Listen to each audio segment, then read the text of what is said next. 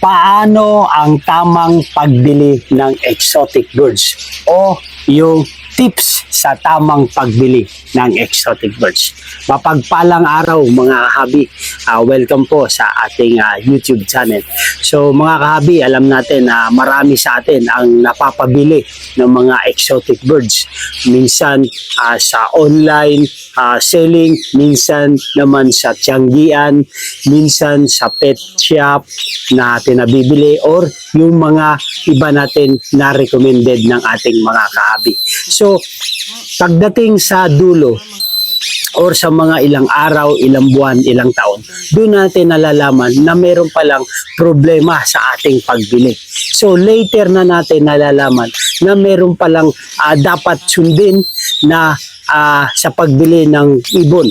So ngayon magbibigay tayo ng tips para sa tamang pagbili ng ibon. Mapagpalang araw po mga kahabi. Kung gusto nyo yung ganitong talakayan regarding po sa buhay mag-ibon ay humingi po ako ng favor. Please subscribe my YouTube channel, Olen Every at Ibaba. So hayaan nyo munang maibahagi ko at masagot natin ang ating kakayahan, yung tanong ng ating kahabi at yung kanyang problema ng ating kahabi regarding po doon sa pagbili niya ng exotic birds. Para ma-share natin yung problema niya at maipulutan natin ng aral sa tamang kapamaraan na naman yung gagawin natin kung ganito po yung mangyayari sa pag-avail natin ng species o yung mga exotic. Si Kahabi The Breaker 440 at Olen Every. Ang problema ko po ay ang pinagbilhan ko ng pairs of African lovebirds at 2K each pair, 14 pairs and a pair of cockatiel worth 4-5 pero walang ibinigay na resibo. So yun po ang kanyang naging problema. Wow, ang dami palang nabili ng ating kahabi na si The Breaker at 2K per pair.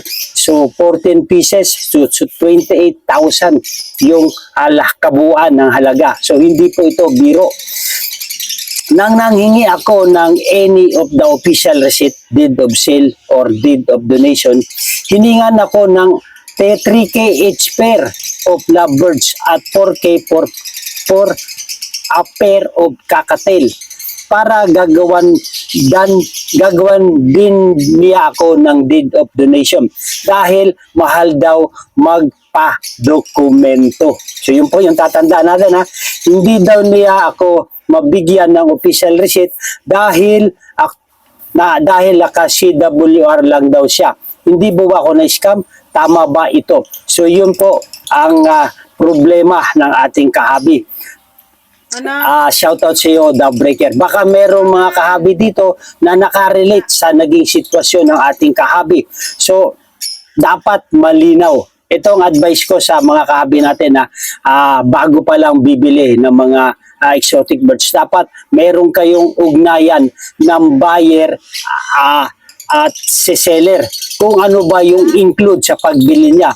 Dahil doon sa sitwasyon niya ay binili niya muna yung kanyang ibon. Ayon sa kanyang kwento, binili niya muna yung lovebirds 2K each pair, 14 pairs. Tapos sabi niya, pero walang ibinigay na resibo. Ibig sabihin, hindi muna kayo nag-usap bago nyo bilhin kung include ba ang resibo. Ngayon, nung nangihingi na si Kahabi The Breaker, ay binibigyan pa siya ng additional payment. Dahil, kaya siya humingi ng additional, dahil itong si seller ay ipapagawa niya ng dokumento sa W Farm Permit dahil siya po ay Certificate of Wildlife Registration lamang or CWR. So, hindi po siya makakapag-issue ng deed of sale, deed of donation, or deed of official receipt dahil siya po ay CWR.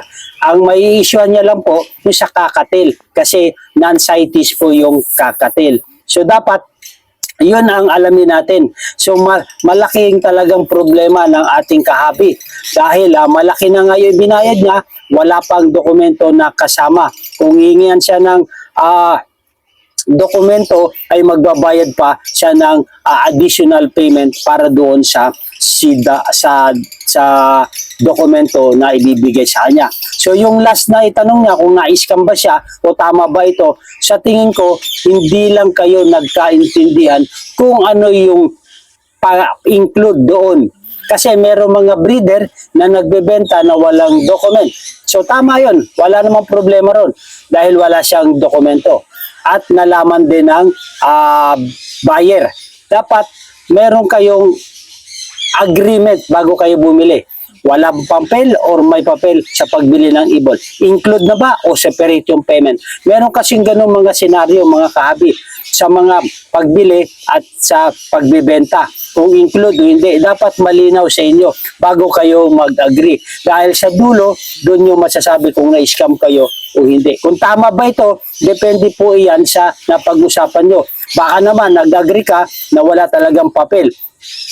Or nagbenta siya na hindi lang sinabi na hindi include ang papel. Dapat malinaw sa both buyer and seller. So ito, tama-tama po yung topic natin kung papaano ang tamang pagbili ng exotic birds o tips para sa tamang pagbili ng exotic birds. Sa mga baguhan natin na bibili ng mga exotic birds, hope makatulong ito sa ating pagpapaliwanag yung mga tips para sa tamang pagbili ng exotic birds. Sundin ang mga ito.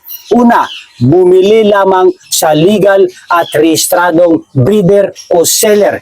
Siguraduhin may permit mula sa Department of Environment and Natural Resources, DNR, ang mga sumusunod na regulasyon ng wildlife. So yun po ang unang-unang tips natin. Bumili lamang sa legal at rehistradong breeder. Dahil marami pong, lalong-lalo na po sa social media, napakaraming seller ng mga exotic birds. Ngunit hindi ko naman nilalahat na hindi rehistrado yung karamihan. Kaya dapat siguraduhin may permit mula sa Department of Environment and Natural Resources or DENR na tinatawag at sumusunod sa mga regulasyon ng wildlife. Ano ibig sabihin yan? Dapat naka-update ang QBR niya, ang permit niya sa DENR. Hindi lang yung basta meron lang siyang CWR, ngunit hindi na po nag-update sa DENR. Dapat po tiyakin natin na sumusunod itong rehistradong breeder at seller sa regulasyon ng DENR. Okay po. Pangalawa po, humingi ng mga dokumento ng ibon. Yan po ang dapat nating i-include sa pagbili. Ang magpo-provide po nito yung breeder at si seller. Kabilang dito ang sales invoice, deed of sales, proof of legal acquisition, mga permit na o registration na kailangan ng DNR kung naangkop sa species. So yun po mga kahabi, dapat po kung tayo ay bibili ng mga exotic birds, siguraduhin natin na kabilang ang mga dokumento na mga requirements naman para maparehistro natin sa DENR. Ang magpo-provide po nito mga kahabi ay si breeder at si seller. Kung hindi po include ang presyo ng ibon at separate ang presyo ng papers, basta sila po ang maglalakad ng mga dokumento na to.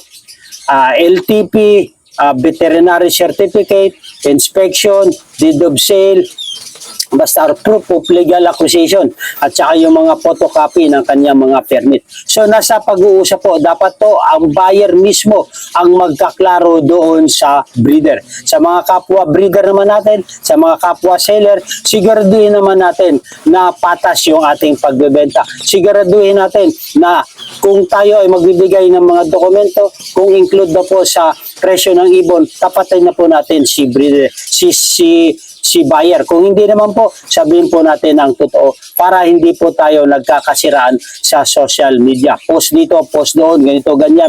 Dapat po between breeder and seller at buyer ang nag-uusap para malinaw po. Pangatlong tips sa tamang pagbili ng exotic birds, suriin ang kalusugan ng ibon. Dapat ay aktibo at alerto, malinis ang mata at ilong, maayos ang balahibo, walang senyales ng sakit o panghihina.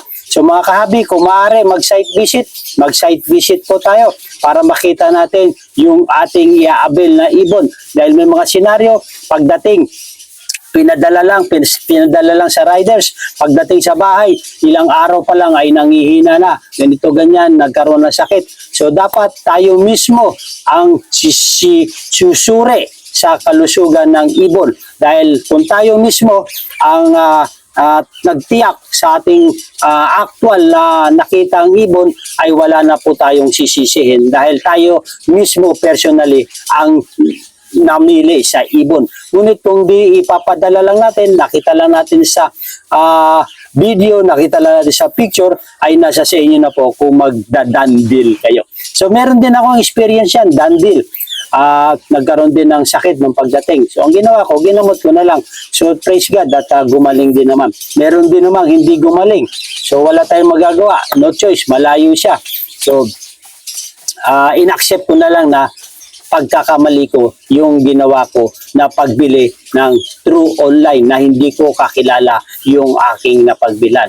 So dapat po kilalanin mismo ninyo at dapat legal ang breeder na ating napagbilhan. Pang-apat po na tips sa tamang pagbili ng exotic birds, iwasan ang pagbili ng mga ibon na pinaghinalaang hinuli sa sa ligaw o yung sa wild o walang papeles. So yun po, kung maaari, kung maiiwasan natin, iwasan po natin. Ito naman po ay tips lang, ito naman po ay paalala, ito naman po ay pagbibigay ng awareness sa bawat isa sa atin.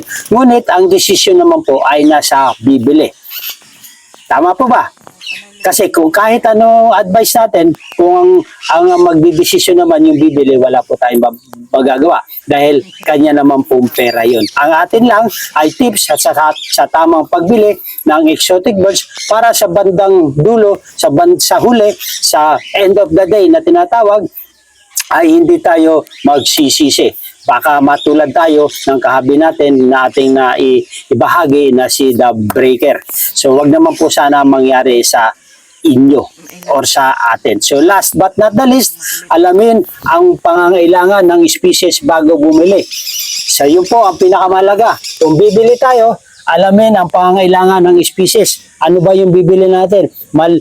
Small birds, medium birds, o big birds. So isa lang alang ang sukat ng kulungan, tamang pagkain, pangangalaga at gastos sa pag-aalaga, haba ng buhay ng ibon. Dapat ito, i-consider natin tong mga pangangailangan ng ibon. Hindi lang yung bibili tayo, ilalagay natin sa cage. Dapat po, meron tayong sa sukat, tamang sukat ng kulungan. Kung mas malaki, mas maganda. Wala pong problema ron. Ang mga hirap doon, yung malaking ibon, ilalagay natin sa maliit na cages. Baka hindi niya maibuka or may spread yung kanyang pakpak, ay masasaktan lang ang ating mga species. Tamang pagkain, mga kahabi, sapat na pagkain. Ano ba yung mga kinakain ng nating nabiling species? Ano ba yung kanilang kakainin? Seeds, fruits, vegetable, anything, ano ba, dapat alam natin.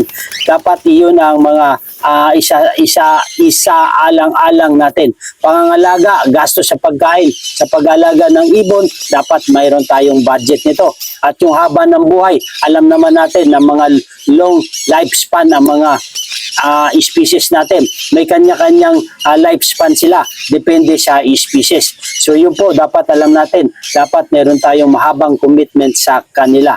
Kung bibili ka ng mga species tulad ng mga lovebirds, cockatiel, parakeet, Indian ringneck, GCC at iba pa, mainam ding tiyakin kung anong partikular na dokumento ang hinihingi ng DNR para sa mga ito bago mo bilhin. So yung mga kahabi, hope meron tayong mga natutunan kung paano ang tamang pagbili or tips sa tamang pagbili ng exotic birds. Bumili lamang sa legal source at rehistradong breeder or seller. Humingi ng mga dokumento ng ibon. Suriin ang kalusugan ng ibon.